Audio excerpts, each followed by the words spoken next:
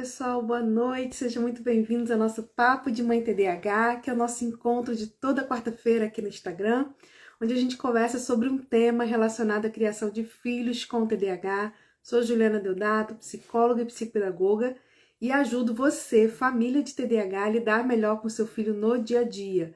Não só lidar, mas a entender o comportamento do seu filho TDAH, né, e a lidar melhor com ele no dia a dia. Seja muito bem-vindo, seja muito bem-vinda à nossa live de quarta-feira. Toda quarta-feira, 19 horas, a gente tem a nossa live. Hoje a gente está fazendo num horário diferente, um pouquinho mais cedo, porque eu tenho um compromisso daqui a pouco. Então, mas eu não deixei de fazer para a gente poder fechar, né, a nossa série, né, sobre gestão do comportamento infantil. A gente já fez aí, acho que 4 ou 5 lives sobre esse tema.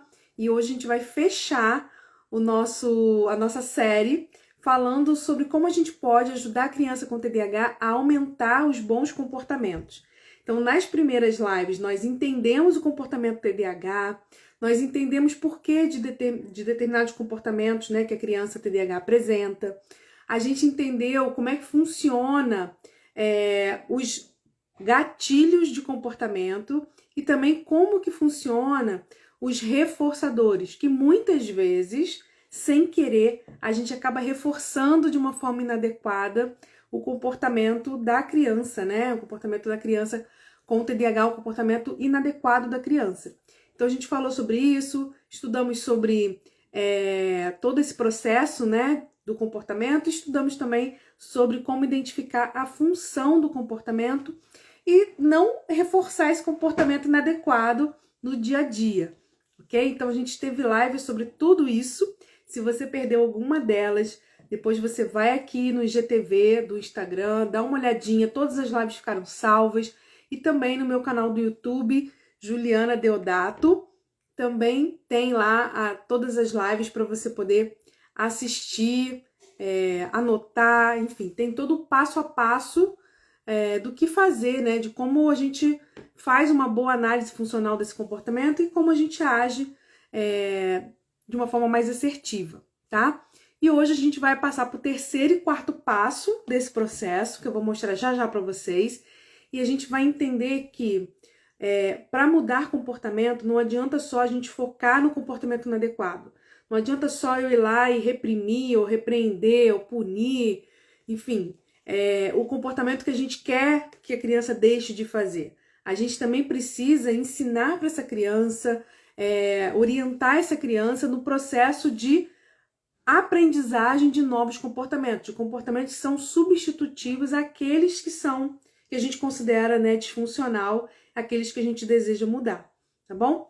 Esse processo aqui, tanto a gente está fazendo quando a gente está trabalhando um comportamento específico, mas é o mesmo processo que eu utilizo na estruturação de rotina gamificada para o TDAH, que a gente trabalha esses passos, exatamente esses passos, né, que a gente tá estudando aqui na nossa série sobre gestão do comportamento, e a cada passo desse, né, a gente vai estruturando até chegar no comportamento que a gente deseja.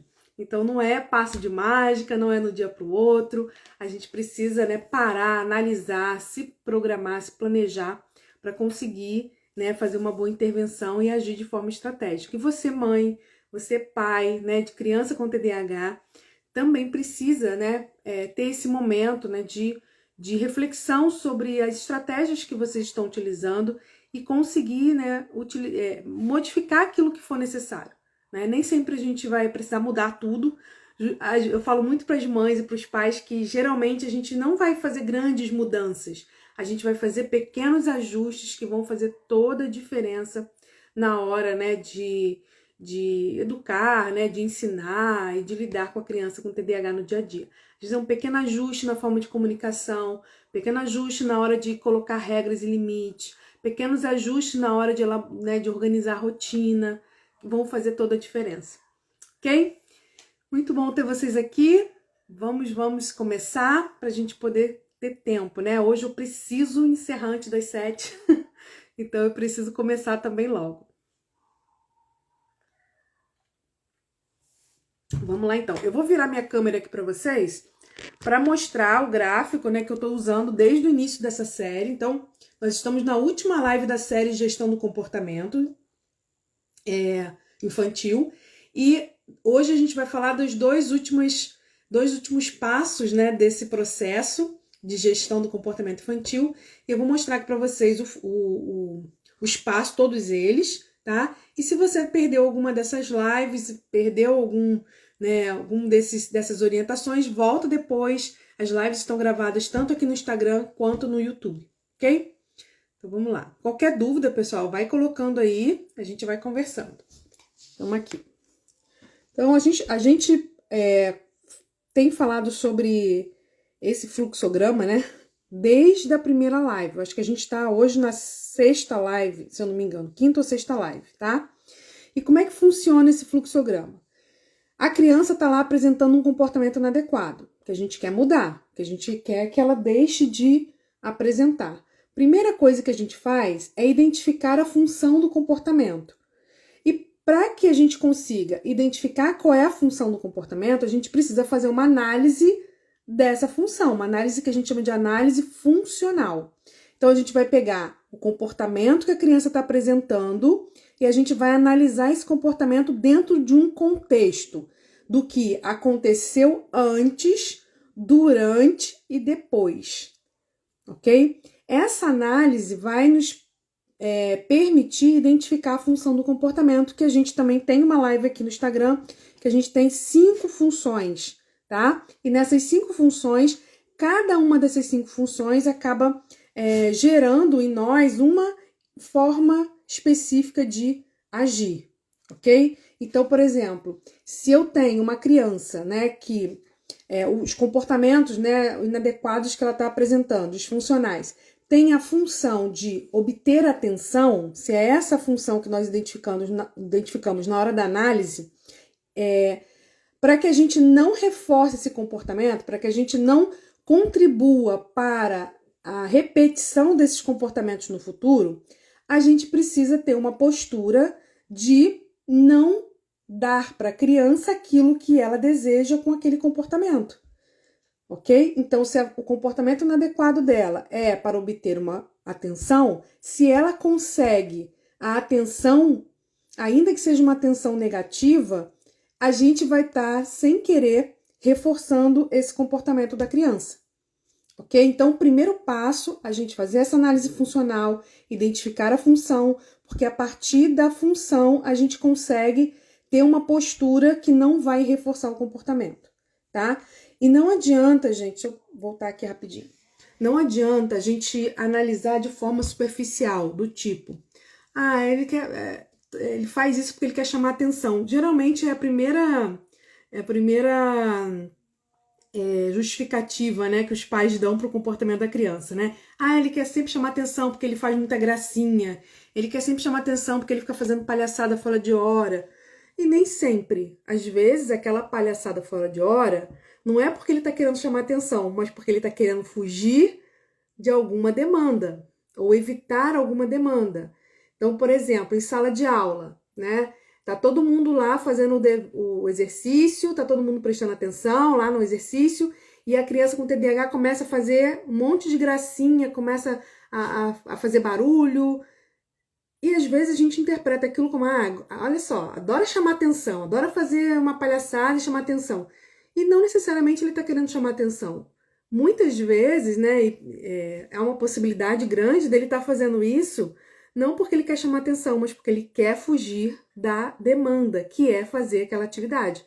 E aí, claro, a gente tem, né, justificativas do porquê que a criança com TDAH, né, tem uma tendência a querer fugir das demandas, né, querer evitar tarefas que são chatas, que são monótonas, que são repetitivas, tarefas que exigem dela mais esforço mental, concentração. Então, muitas vezes aquele comportamento que a gente acha que é para chamar atenção, na verdade é para outra coisa, né? Como eu dei o exemplo da fuga, né, ou evitação de uma tarefa, ok? Então a gente precisa analisar, tá? Você quer aprender a fazer essa análise? Volta nas lives anteriores, as últimas, né, que foram feitas aqui da nossa série, que vai ter todo o passo a passo para você fazer essa análise, tá bom? Identificou a função? Deixa eu voltar aqui. Identificou a função? Então agora você vai saber como agir para não reforçar. Então, como eu faço para não reforçar um comportamento que tem a função de chamar atenção? Como eu faço para não reforçar o comportamento do meu filho que tem a função de fugir de uma demanda? Tudo isso nós temos na live, a última live que a gente fez aqui do Instagram, eu explico passo a passo de cada uma delas. As 5 funções eu explico quais são e como você consegue identificar e como você consegue agir de forma a não reforçar esse comportamento, ok? E aí a gente passa então para o quarto passo que a gente vai falar hoje, tá? O terceiro passo a gente já identificou o comportamento inadequado, a gente já identificou, né, aquilo que a gente não pode fazer na hora de agir com a criança para não reforçar o comportamento, e aí então a gente vai ensinar para a criança aquilo que a gente gostaria que ela fizesse no lugar daquele comportamento que a gente considera disfuncional, ok? Então a gente vai identificar os comportamentos alternativos. O que são comportamentos alternativos? São comportamentos que a gente gostaria que a criança fizesse no lugar daquele comportamento inadequado, tá? Eu gosto muito de dar o exemplo dos irmãos que brigam, né? Então, os dois irmãos estão brincando e aí um dos irmãos faz alguma coisa com o outro fica chateado e ele vai lá e bate no irmão. Esse bater no irmão é um comportamento inadequado, ok? Né? Como que a gente faz para ensinar um comportamento novo, né? Para diminuir esse comportamento inadequado? Não reforçando. Então, se eu não quero que ele tenha esse comportamento, eu não posso reforçar esse comportamento, ok? Agora, no lugar de bater no irmão, o que essa criança pode fazer que é considerado adequado? Porque a raiva, a chateação, né, que ela vai sentir, isso a gente não tem como mudar nem como controlar. Se o irmão foi lá, pegou um brinquedo dele, sem ele deixar, e ele ficou chateado com o irmão, isso a gente não tem como controlar essa emoção da criança, mas a gente tem como ensinar para a criança formas de externalizar essa emoção de uma maneira mais funcional. Então, qual seria o comportamento que a gente gostaria que a criança tivesse no lugar de bater no irmão? Quando acontece, né, uma situação ali entre eles, onde um pega o brinquedo do outro e tudo mais. Então, eu vou identificar esses comportamentos alternativos.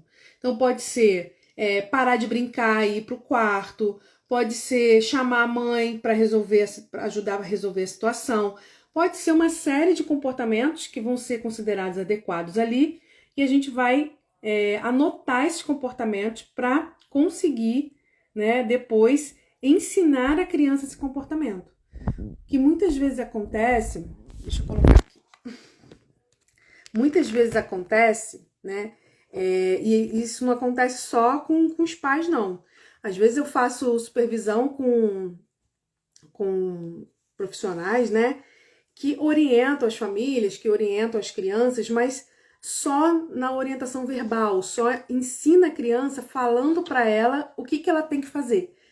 Mas não ensina a criança, não treina a criança a desenvolver aquele comportamento, a incluir aquele comportamento no seu repertório, né? Lembra, a criança quando ela bate porque ela tá chateada com alguma coisa, com raiva, é porque ela tá sentindo uma emoção que ela não está sabendo lidar com essa emoção e ela vai ter um comportamento que faz parte do repertório dela. Para que a gente consiga que esse comportamento mude, a gente precisa ampliar esse repertório comportamental, ensinando outros comportamentos. E não basta ensinar falando. Quando acontecer de alguém mexer no seu brinquedo, você vai lá e chama a mãe, chama a professora. Não adianta, gente. Sabe por quê? Porque na hora do calor da emoção, na hora que a raiva vem, a criança nem vai lembrar que tem que chamar ninguém. Ela vai no impulso. Crianças com TDAH têm uma impulsividade, dificuldade de regulação emocional. Então, ela vai agir no impulso. E além dela agir no impulso, além dela não, muitas vezes não lembrar o que ela tem que fazer, ela pode até lembrar, mas ela não vai conseguir parar o comportamento automático de bater, por exemplo, para conseguir se reestruturar e fazer ou ter outro comportamento. Isso tem tudo a ver com controle inibitório, é uma das principais dificuldades que o TDAH tem. É uma das principais. Então, se o TDAH tem uma dificuldade de base relacionada ao controle inibitório, que é a nossa capacidade de frear um comportamento esperado, o comportamento seria automático, frear antes que ele aconteça, frear esse comportamento automático antes que aconteça, para pensar e agir de uma outra forma, ou também envolve o controle inibitório. Você começou a ter aquele comportamento, um impulso de ir, e você parar no meio do caminho e voltar atrás e depois ter um novo comportamento. Tudo isso para o TDAH é muito difícil. É muito difícil. Então, quando a gente fala em ensinar um comportamento alternativo, não basta a gente só falar para ela o que ela tem que fazer. Quando você estiver nervoso, que você estiver com raiva, respira. Quando você estiver... a gente vai ensinar isso também, mas não é só isso, tá? Porque o pare, pense e haja só vai acontecer se a criança parar, que é a primeira etapa. Se ela não consegue parar, se ela não consegue ter controle inibitório, controle de impulso, inibição de comportamento, como que ela vai pensar e agir? Ela não vai, né? Então, muitas vezes, a gente precisa, né, primeiro, treinar essas habilidades que no TDAH eles têm dificuldade. Então, a terceira etapa é a gente identificar os comportamentos alternativos. Então, quando a gente está lá com os pais, né? Vi que entraram várias psicólogas, várias psicopedagogas aqui com a gente. Então, quando a gente vai trabalhar com os pais esses comportamentos inadequados, a gente vai fazer análise funcional, a gente vai identificar a função, a gente vai ensinar os pais a não reforçar esse comportamento e a gente vai trabalhar com eles. Quais são os comportamentos alternativos que a gente vai ter que ensinar para essa criança? E aí a gente parte para o treinamento, ok? Treinamento envolve persistência, envolve constância. Treinar é repetir várias vezes por um tempo, até que a criança desenvolva, ok? Crianças com TDAH têm dificuldade de automatizar comportamentos, tornar comportamentos, transformar esses comportamentos num hábito, né? Em algo automatizado. Então, não adianta a gente falar aqui que ela não vai fazer, ou mesmo que ela faça um dia, não quer dizer que no outro dia ela vai fazer, ok? Então, para que esse comportamento se torne automático, se torne um hábito, se automatize no repertório dessa criança, ela precisa de repetição, ela precisa de treino, ela precisa de tempo. E não adianta só esperar o tempo, não é isso. É durante um tempo, a constância do treinamento precisa acontecer. Então, é muito importante a gente ter isso em mente, porque muitas vezes a gente começa as coisas, a gente que é adulto tem dificuldade de persistir, quanto mais a criança. Só que é aquilo, gente, a gente planta hoje para colher mais tarde. Não adianta você plantar hoje, pegar a sementinha linda, maravilhosa, numa terra super adubadinha e colocar a sementinha ali embaixo e ficar olhando pro chão achando que a semente vai brotar no mesmo dia ou no dia seguinte. Não vai. E muitas vezes a gente vai ficar regando aquela semente, né? Vai ficar regando, tirando as ervas daninhas de volta e não vai ver nada. E a gente vai achar que não está acontecendo nada. Mas é o cuidado que a gente tem ali, né? De estar sol, água, numa quantidade suficiente, né? De a gente cuidar para não ter erva daninha ali.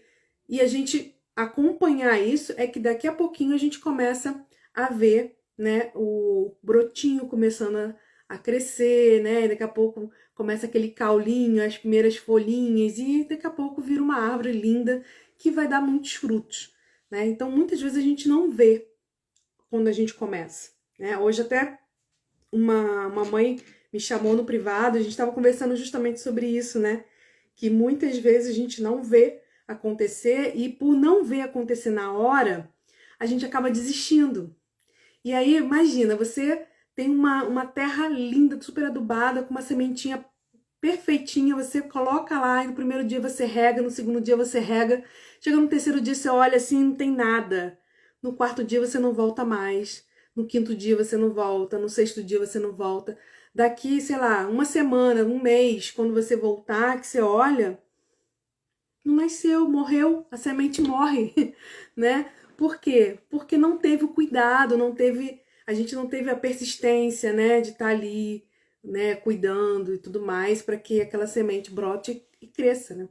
Então, trabalhar com comportamento infantil, em especial com crianças com TDAH, é a gente trabalhar com constância. Essa palavra, ela precisa estar no nosso vocabulário sempre, tá? Porque é através da constância que a gente vai conseguir que esse comportamento vá cada vez se aprimorando mais, cada vez sendo incluído no repertório da criança e sendo automatizado. Até que vai chegar uma hora que a criança vai conseguir fazer de uma forma automática o comportamento adequado que a gente deseja, ok? Então, exatamente essa etapa aqui que a gente está fechando hoje, né? Dessa série de lives sobre gestão do comportamento, que a gente precisa, né? Nós somos profissionais, psicólogos, psicopedagogos, explicar tudo isso para os pais, ensinar isso para os pais e os pais também com os filhos, né? E a gente também com os nossos pacientes, né? Os nossos pequenos lá, a gente também trabalha as mesmas etapas com eles, né? Orientando, né? E ajudando a criança nesse processo, ok? Agora, para que esse movimento aconteça, esse treino, né, que a gente vai fazer com a criança, tenha realmente resultado, existe uma estratégia que é a mais eficiente quando a gente está falando de manter um comportamento. Quando a gente quer que um comportamento se mantenha, a gente precisa reforçar esse comportamento. Sem reforço, a tendência é o comportamento entrar em extinção. Por quê? Porque o nosso processo, né, de elaboração, né, de ampliação mesmo de repertório comportamental, ele vai acontecendo a partir das consequências que a gente tem do nosso comportamento. Quando a gente tem consequências, né, que são reforçadoras, a gente acaba tendendo a repetir aquele comportamento. Quando a gente tem consequências que não são reforçadoras, a gente acaba tendendo a eliminar aquele comportamento, tá? E quando eu falo de reforço, eu não estou falando só quando a criança ganha alguma coisa que ela gosta, tá? Não é só isso. Não é o presente, não é o elogio somente. É a criança conseguir que aquele comportamento tenha êxito. Exemplo. Deixa eu só beber uma aguinha aqui, peraí.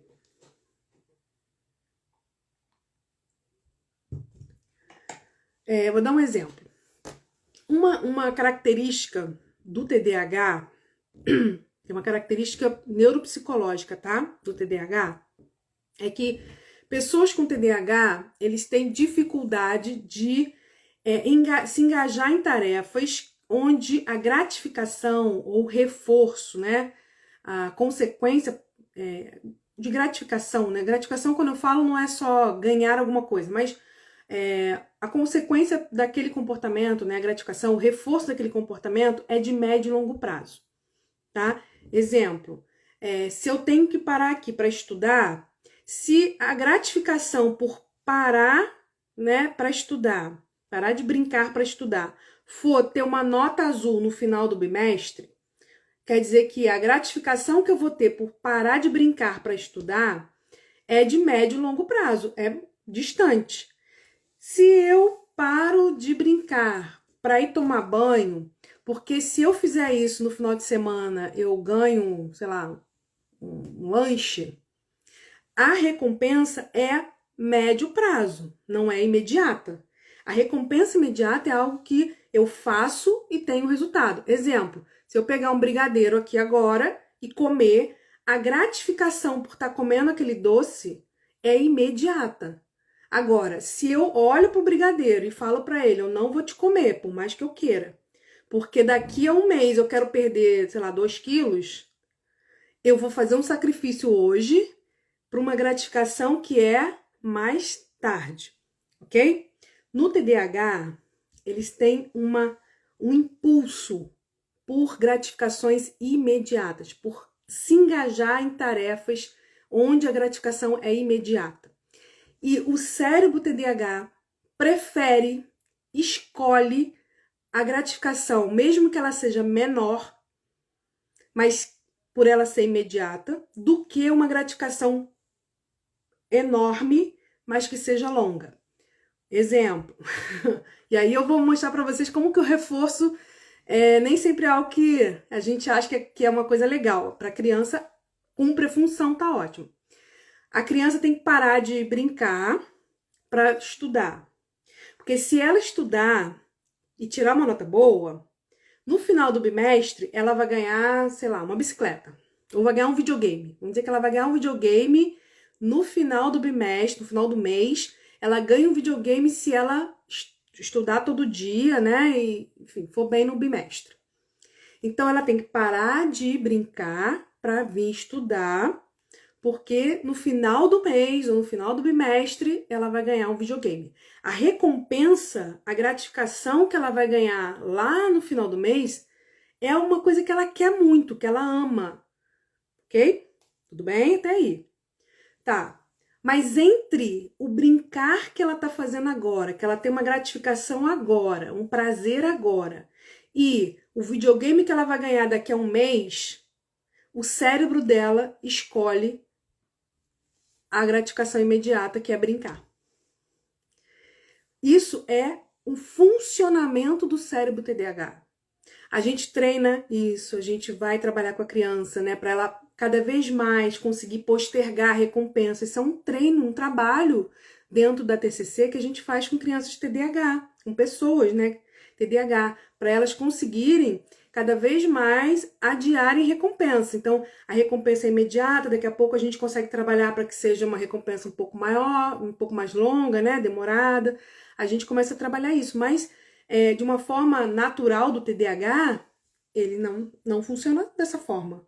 Então, se para mim, né, abrir mão de um brigadeiro agora, delicioso, do prazer de comer esse brigadeiro, já é difícil. Ó. Nós somos mulheres, né, que fazemos dieta pra lá, faz dieta pra cá, quer emagrecer 1 quilinho, outro. Pra gente já é difícil a gente abrir mão do prazer imediato, né, do doce, do refrigerante, ou do sedentarismo, para ganhar alguma coisa lá no futuro, quilos a menos, né, corpinho bonito, poder botar um biquíni. Se pra gente é difícil, a gente que não tem TDAH, você bota isso, né, eleva isso aí, sei lá que potência, numa criança com TDAH. Entenderam? Então, reforço não necessariamente é algo positivo no sentido que a criança ganhou um presente, ganhou alguma coisa, ganhou um elogio. Isso é o que a gente vai usar como estratégia. Mas reforçador é qualquer coisa que mantém aquele comportamento, e reforçador é alguma coisa onde a criança entende que aquilo ali, o comportamento dela atingiu o seu objetivo. Então, se o meu comportamento de fugir do dever de casa o meu comportamento, né, de não parar de jogar, de não parar de brincar, para fazer o dever de casa, é fugir do dever de casa, e eu procrastinando, eu consigo esse objetivo, pronto. A procrastinação passa a ser reforçadora. Ok? Então, a gente ouve muito TDAH, né, as pessoas, adulto principalmente, falar da questão da procrastinação.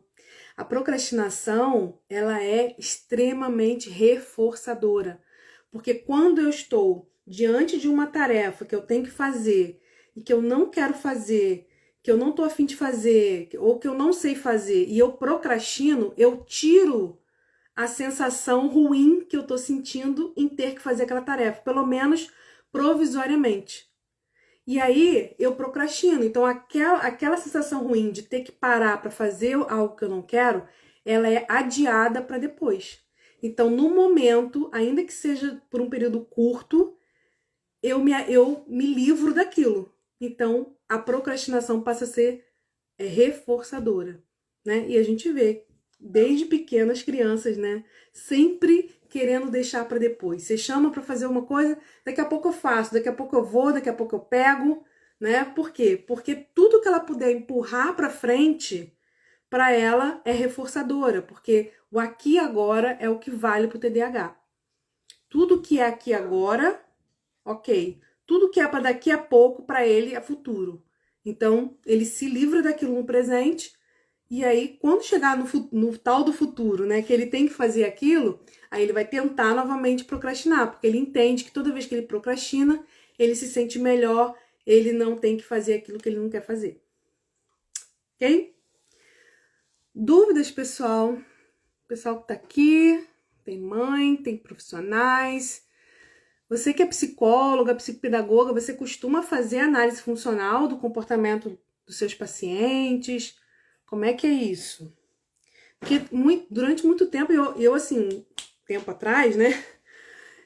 Eu tinha essa fantasia, essa ideia, né? De que só fazia análise funcional quem trabalhava com aba, né? Quem trabalhava com análise funcional do comportamento mesmo, né? Então, eu até achava que era assim um tempo atrás, né? Até que eu entendi que a análise funcional é uma ferramenta poderosa para gente que trabalha na TCC, né? Para gente que trabalha com comportamento, porque nos ajuda a entender esse comportamento e também atuar sobre ele de uma forma mais eficiente, né? O reforço, ele é extremamente importante para nos ajudar a aumentar esse bom comportamento. Então, se algo que é reforçador, né? Ó, a Verônica colocou que sim. Se algo reforça o comportamento do meu filho, como por exemplo a procrastinação, tem essa capacidade de manter esse comportamento, né? Esse reforço tem a capacidade de manter esse comportamento inadequado. Se eu reforçar os comportamentos adequados, vai acontecer a mesma coisa. Por isso que a gente bate muito nessa tecla, mãe de TDAH, né? De que a gente precisa reforçar os comportamentos adequados do seu filho. Se você ficar com o seu olhar só no que ele faz de errado, no que ele faz, né? Enfim, que não tá legal, se você focar só nisso, você vai se estressar o dia inteiro, você vai se apurrinhar o dia inteiro, você vai se chatear o dia inteiro, você vai estressar a criança também, porque ela não vai dar conta de tanta coisa que ela tem que fazer, tanta coisa que ela tem que mudar, e não vai funcionar. Não vai funcionar. O que funciona é a gente não reforçar o que a gente não quer que a criança faça e a gente reforçar o que a gente quer que a criança faça. É isso que vai funcionar, né? Então, por isso essa série, né? Então, se você perdeu alguma live dessa série, então, todas elas estão gravadas aqui no Instagram, todas elas estão gravadas no meu canal do YouTube, Juliana Deodato. Lá eu acho até mais fácil de assistir, né? Você pode parar, pode adiantar, enfim. Aqui no Instagram fica mais complicado ver a gravação, né? Mas estão todas gravadas, assiste desde o início. A gente fala sobre o comportamento TDAH, depois a gente vai pro, né, analisando cada comportamento, entendendo como é que faz uma análise funcional. Depois a gente identifica as funções, depois a gente aprende a não reforçar. E hoje, né, a gente está trabalhando aqui com a terceira e a quarta etapa, que é identificar o comportamento que a gente quer que a criança tenha e treinar esse comportamento. E treinando o comportamento, a gente vai manter o comportamento da criança através do reforço positivo. Tudo bem? Então, se a gente sabe, como eu expliquei, que o cérebro TDAH, ele prefere, ele sempre vai buscar escolher a gratificação que é imediata, mesmo que ela seja menor do que a outra que vai vir depois. Se a gente sabe disso, se a gente colocar, né, naqueles comportamentos que a gente quer que ele execute, pequenas gratificações, não precisa ser coisa grande, não. ele troca o grande pelo pequeno numa facilidade. Se a gente colocar pequenas gratificações, né, durante o treinamento, durante a execução, toda vez que ele fizer aquele comportamento, a gente reforça. A gente, né, coloca ali, né, algo positivo para que ele entenda que toda vez que ele tiver aquele comportamento, ele vai ter algo positivo. E esse algo positivo, como eu falei, não envolve necessariamente algo que você vai dar para a criança como um presente, enfim. O algo positivo é a nossa atenção positiva. É a nossa a gente estar ali percebendo a criança e percebendo a criança naquilo que ela tem de legal, de positivo, e não só percebendo a criança nos erros, nos esquecimentos, né, na desregulação, porque isso a gente percebe a criança o tempo todo. Isso a gente já faz, a gente já percebe a criança o tempo todo naquilo que está inadequado pra gente, né? Agora a gente precisa mostrar para ela que a gente também enxerga ela nos momentos que ela tá fazendo coisas que são legais, que ela tá se esforçando, que ela tá conseguindo, que ela tá avançando. Então, a gente precisa equilibrar essa balança, né? Eu falo muito isso para os pais. A criança com TDAH, ela tem uma balança de atenção, atenção positiva e atenção negativa. Como o TDAH recebe muita atenção negativa, essa balança está sempre desproporcional. A atenção negativa está sempre pesando mais. Vou até pegar aqui para mostrar para vocês. Eu gosto de mostrar, eu mostro assim mesmo, gente. Ó, comprei a balancinha e botei atenção positiva e negativa. Ó.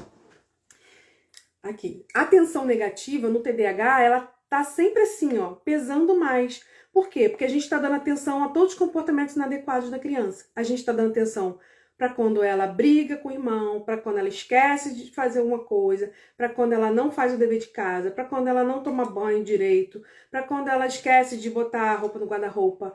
A gente está o tempo todo dando atenção negativa para essa criança. E aí o que acontece? O potinho da atenção positiva, né, o ladinho aqui da atenção positiva, tá sempre vazio ou com pouca coisa. Então esse desequilíbrio faz com que a criança incorpore a ideia de que a atenção negativa é normal. Se eu não conheço ou eu não experimento uma atenção positiva e eu só experimento a atenção negativa, eu começo a acreditar que a atenção negativa é normal. Então, ser chamada atenção, ficar de castigo, minha mãe brigar comigo, é normal, porque acontece todo dia, toda hora. Quando a criança começa a experimentar a atenção positiva, e isso aqui começa a equilibrar, né? Quando a criança começa a experimentar a atenção positiva, ela começa a perceber, caramba, aquela atenção que eu ganhava não é legal, aquilo ali não gostei não, prefiro essa atenção aqui. E para eu ter essa atenção aqui, eu tenho que me comportar desta forma. E aí a tendência desse comportamento se repetir.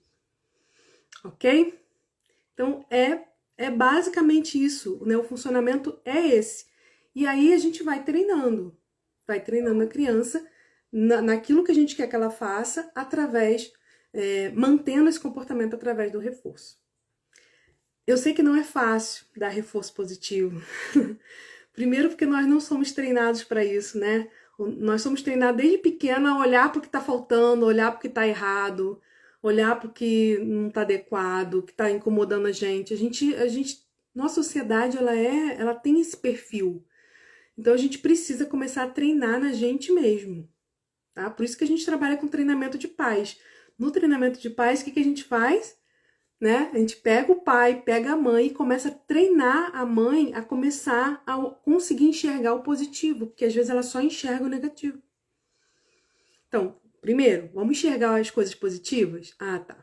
Tô enxergando. Então agora vamos começar a valorizar essas coisas? E a gente começa. Tudo que a gente coloca luz cresce, né? Ganha força, aparece. Então se a gente coloca muita luz, muita atenção de comportamentos inadequados, eles vão crescer, eles vão aparecer. E eles vão parecer pra gente que só eles que existem. E não é assim. A gente sabe que a criança ela tem dificuldade, sim. É um desafio ter um filho com TDAH. é cansativa, tudo isso. Mas ela não é só os sintomas do TDAH. Ela é muito mais do que isso, né? Ela é muito mais do que os sintomas do TDAH. E quando a gente começa a treinar o nosso olhar para enxergar, né, a criança nessas dificuldades, né, e também nas suas potencialidades, tudo começa a melhorar, porque a gente começa a enxergar a criança com outros olhos, né? Começa a enxergar a criança de uma forma que muitas vezes a gente não conseguia enxergar antes, né? Deixa eu mostrar aqui para vocês, só um minutinho, um post que eu coloquei hoje aqui no Instagram. Vou abrir aqui para mostrar para vocês.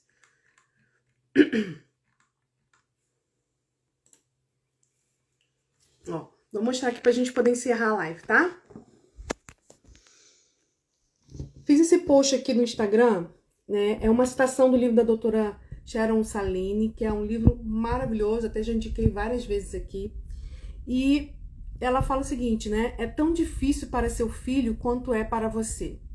Muitas vezes a gente tá tão estressado, tá tão envolvido ali com os problemas do dia a dia, que a gente acha que é difícil só pra gente, que tá desgastante só pra gente, que é estressante só pra gente, que só a gente que não tá aguentando mais. E não é verdade, gente.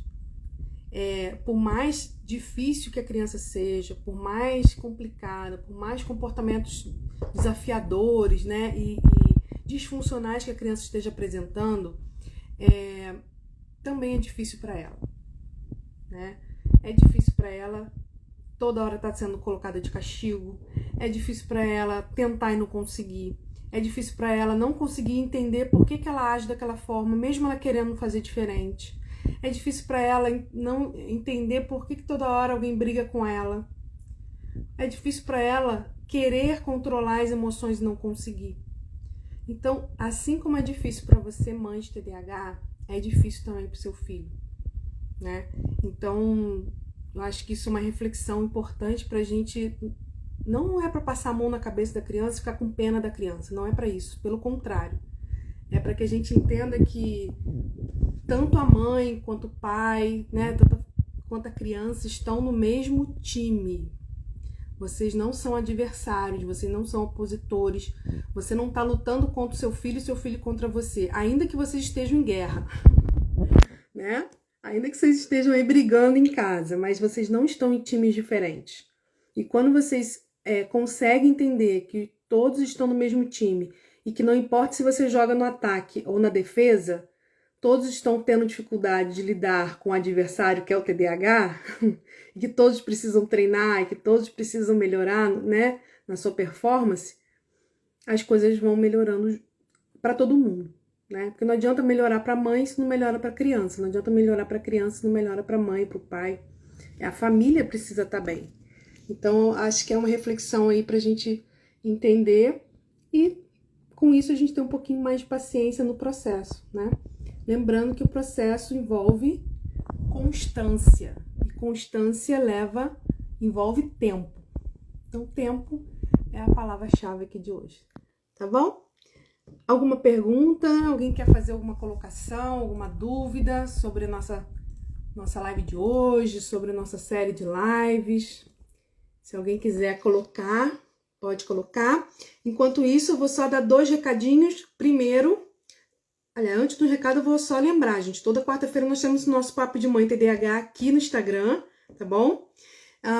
E aí o recadinho que eu queria dar, sexta-feira, nós não vamos ter a nossa live de profissionais, porque eu vou dar uma palestra numa igreja sobre TDAH e autismo, né, no processo de inclusão em igrejas, e aí eu não vou conseguir estar aqui à noite, sexta-feira, para fazer a nossa live semanal, tá bom? Mas, enfim, tem a live de hoje, né? Tá todo mundo aí assistindo, vai ficar gravada também. E um outro recado que algumas pessoas estão me mandando direct essa semana, porque eu tô postando aí sobre a formação em TDAH infantil, e algumas psicólogas e psicopedagogas estão me mandando direct perguntando, né? Ainda dá tempo de entrar, dá tempo de fazer parte. Gente, dá sim. O curso, ele começou semana passada, mas ele é uma formação, né? Ela é uma formação gravada. Então, a cada semana, as aulas vão sendo disponibilizadas na plataforma. Então, se você quiser entrar, a gente está na segunda semana, as aulas já estão lá, você vai ter durante 5 anos acesso a essa formação, vai poder assistir aí no seu tempo. Então você pode participar, entrar e participar com a gente. Como eu falei, até finalzinho de maio, a gente está com 40% de desconto na matrícula, né?